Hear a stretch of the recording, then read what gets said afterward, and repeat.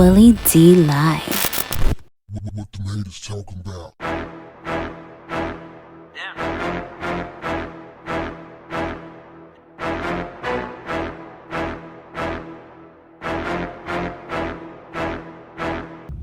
What's up, family? Stephen A. Smith don't like Will Smith, but he don't have the balls to just flat out say it. So he came up with this ruse to pretend to speak on behalf of the black community and demand an apology from Will Smith for slapping his friend Chris Rock at the Oscars. But D.L. Hughley sniffed it out and went in on him, roasted that boy.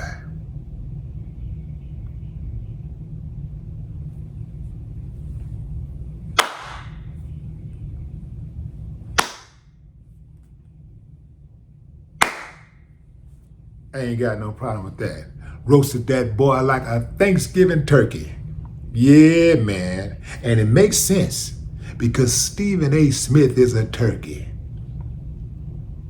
A half turkey. Stephen A. Smith, if you pay attention, fam, is a very condescending dude, especially when he's dealing with the black community.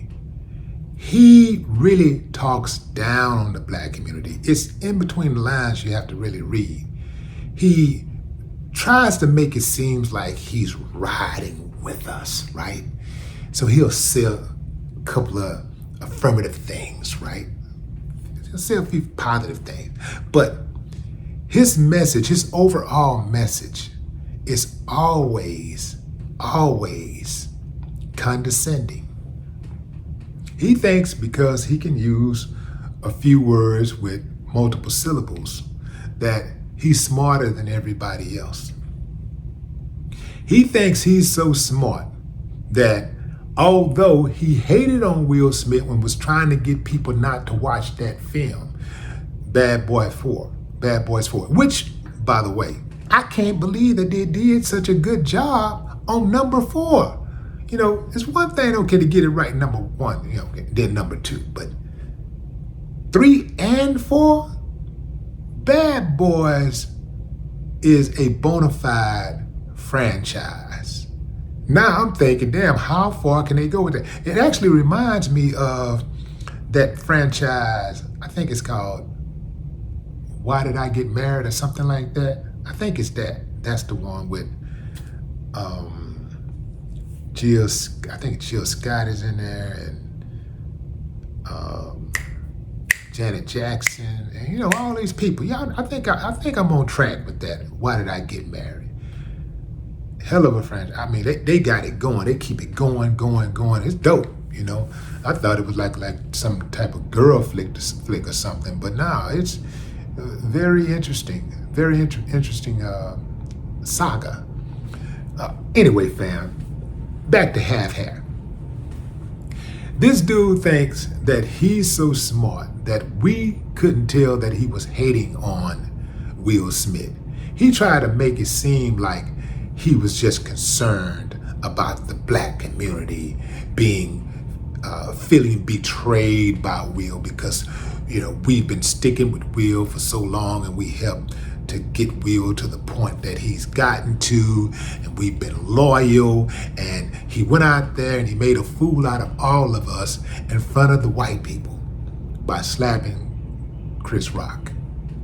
Let me say this before I go on, fam, and this is no disrespect to white society, but there are too many of you Negroes who care too damn much, entirely too much, about what white folks think of you. Do you really believe that white folks care as much about what you think of them? See, I'm the type of person that I'm gonna give you what you give me, right? Now, just right off the bat, as a human being, I give people the benefit of doubt, just right off the bat. You rock with me, I rock with you. You love me, I love you. But if you hate me, I hate you, and I am going to hate you way more than you could ever imagine that a person could hate. Yeah. I am going to be your most formidable enemy. See, because I don't mess with nobody. So I take it very personal when somebody mess with me, right? Moving on. Stephen A. Smith. He was clearly hating on Will Smith. He was clearly trying to get people not to watch Bad Boys 4. What he did is he miscalculated his power. He thought that he had so much power, so much influence, that he could single-handedly derail ticket sales. But the lie detector determined that that was a lie. Martin Lawrence and Will Smith did it again.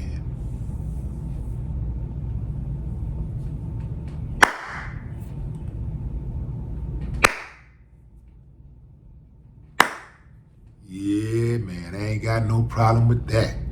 They did it again. So, Stephen A. Smith didn't think he would get the backlash that he got. And after he got so much backlash, so many people saying, man, go sit your raggedy, half-hair, mud duck head ass in a corner somewhere and shut up. Will Smith and Chris Rock situation is their situation. It's behind them. Both of them have moved on. Why can't you? He sounds like a scorned lover. I just can't watch Will Smith. I just can't get behind it until he sit down with the black community and explain. Shut your raggedy. Ugh. This dude always saying stupid stuff. Just saying stupid stuff all the time, and you wonder how in the hell is this dude still on TV? How is he still getting money?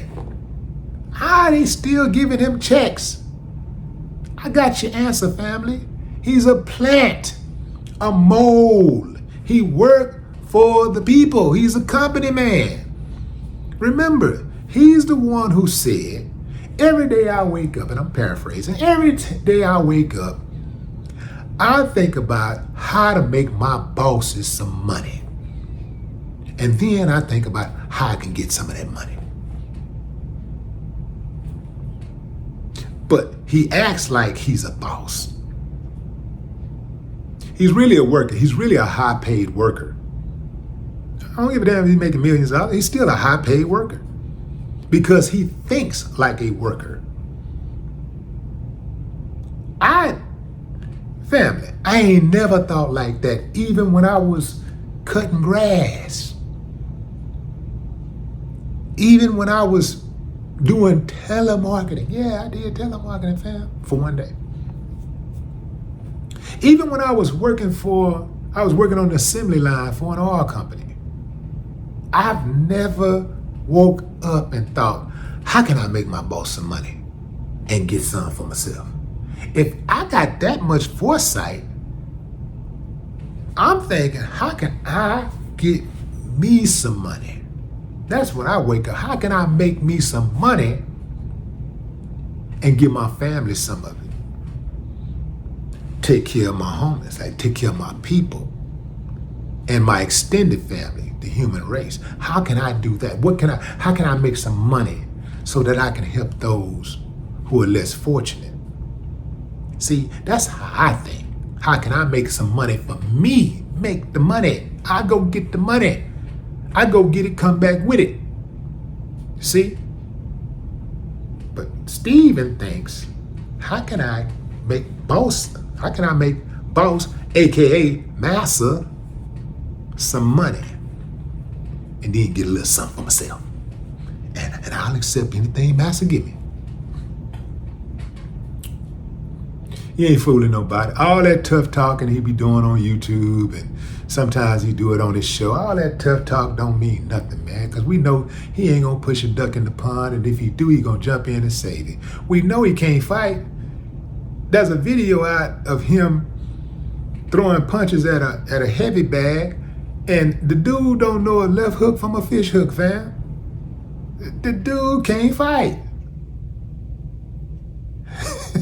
But he always talking tough. You know, he talk about black. He always challenging black athletes. He loves challenging black male athletes.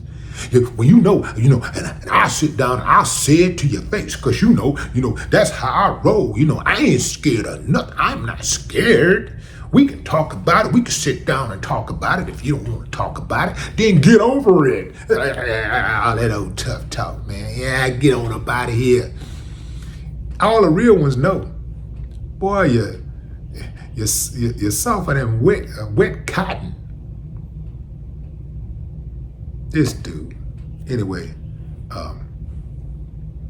DL got him with this post he posted on Instagram, where there's this clip from Hollywood Shuffle of these white casting people who are auditioning a black actor and telling the black actor, played by Robert Townsend, that he needs to act blacker. Buck your eyes and such and do this. And what he was doing was connecting that type of behavior to Stephen A. Smith. That, yes, boss. We sick, boss. You remember back in the day, you watch commercials and the cartoons be running and they be making that noise, the sound effects be, that's Stephen A. Yes, boss. Scurrying right there. Whatever you need, boss. Yes, boss. I'm right here. What do you need? That's Stephen A. And DL hit the nail on the head. Then he said, like, the dude was like, yo, I didn't say this, I didn't mean that. It was misinterpreted. No, it wasn't misinterpreted. We didn't misinterpret nothing. You said what you said about Will Smith, and it backfired. And when the heat got on, the heavy heat, you stood down. That's not a misrepresentation. That is point blank accuracy. Say it with me, family. Play stupid games, win stupid prizes. No more talk.